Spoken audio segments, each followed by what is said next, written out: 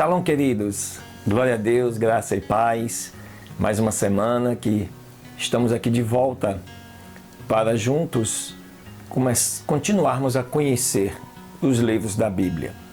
Nesta semana, neste que é o dia 3 de fevereiro de 2020, estamos na 36ª semana deste projeto que começou lá em junho de 2019, onde cada semana você tem aqui em nosso canal a oportunidade de conhecer os livros da Bíblia, sua história, quem escreveu, por que escreveu. E falando do livro dos Salmos, como nós vamos começar nesta introdução, falar sobre a palavra Salmos, que em hebraico é Terrilim, que significa louvor.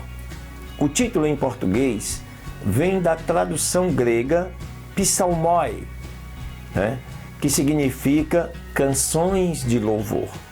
O louvor oferecido a Yahvé, o Deus de Israel, certamente é a principal ênfase dos salmos.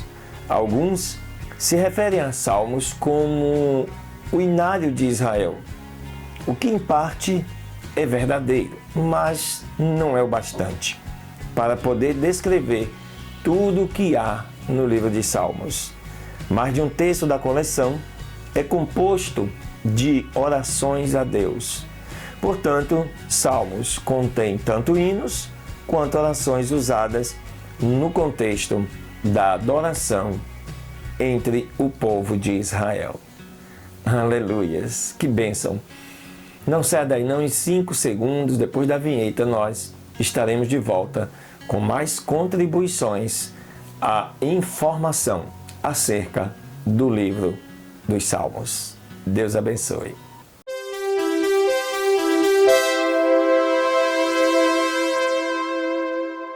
Muito bem, estamos de volta com novas informações acerca do livro dos Salmos. E começando, eu queria falar a vocês como este livro, o livro dos Salmos, ele é uma coleção de vários salmos diferentes e, assim como a Bíblia, escritos ao longo de muito tempo. Não há um único autor de salmos. De longe, a designação mais comum nos títulos dos salmos é davídico, que pode se referir a Davi como autor de muitos deles. O papel de Davi como músico na corte de Saul, lá em 1 Samuel capítulo 6, de 14 a 23, bem como suas muitas experiências como pastor, soldado e rei, fazem dele um provável candidato para ter escrito, com certeza, dezenas destes salmos.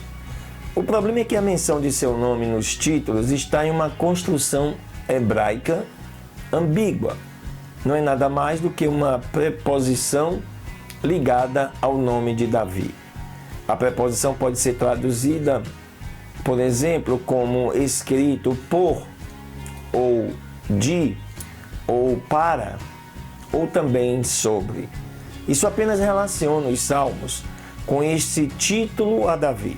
De alguma maneira, mas não necessariamente, afirma que ele é o autor. A tradução davídica transmite esta ambiguidade com muita precisão.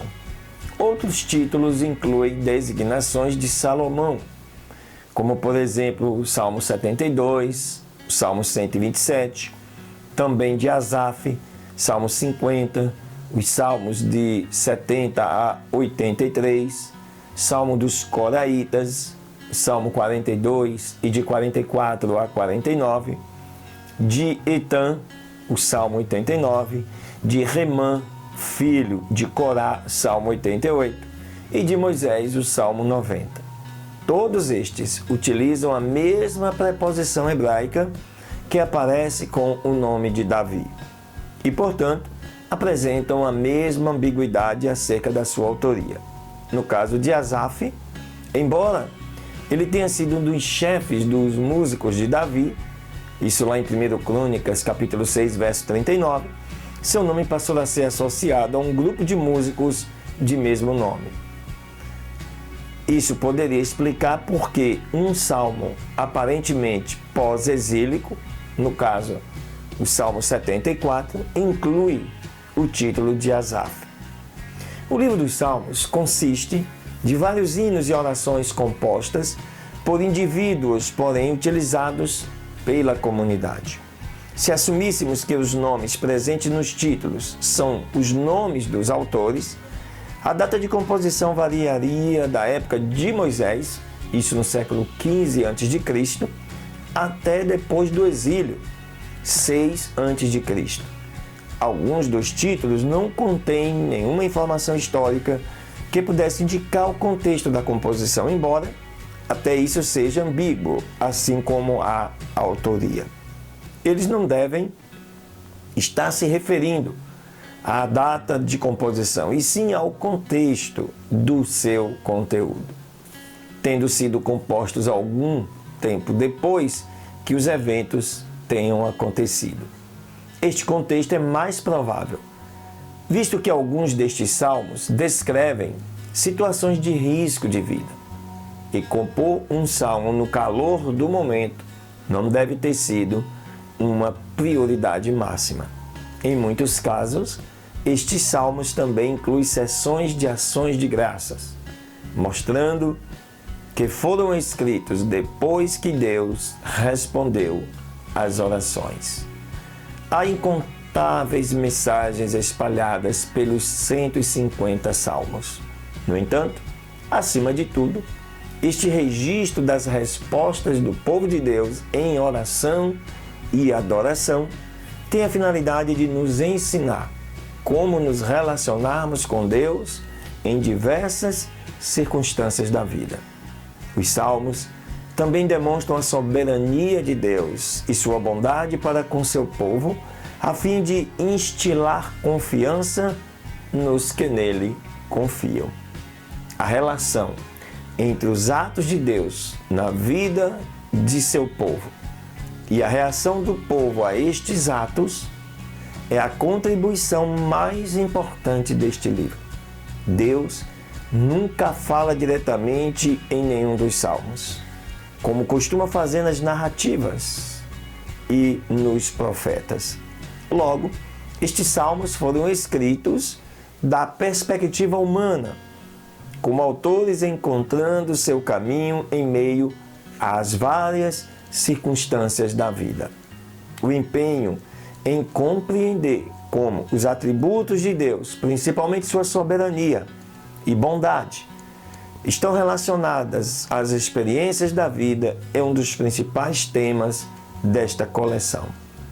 Estas palavras provêm de pessoas que não perderam a fé, não somente em Deus, mas que mesmo tendo sido tentadas, e isso algumas vezes, elas lutaram com a maneira como Deus estava lidando pessoalmente com eles e com a sua comunidade.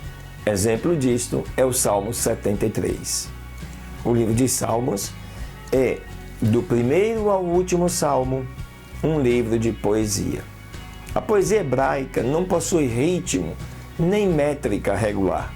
Ela faz uso de paralelismos, no qual 2 ou 3 linhas são comparadas e completam um pensamento. Alguns paralelos são sinônimos, tendo a segunda linha repetindo a primeira. O paralelismo antitético faz uso de um contraste entre as duas linhas. E no paralelismo sintético, a segunda linha completa a ideia da primeira linha. Isso que é mais interessante. Os salmos podem ser divididos em classes.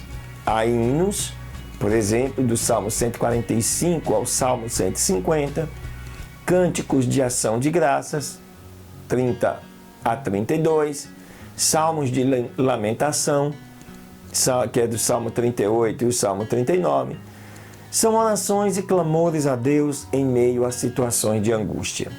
Os salmos reais, o Salmo 2, por exemplo, e o Salmo 110, têm a ver com um rei terreno de Israel.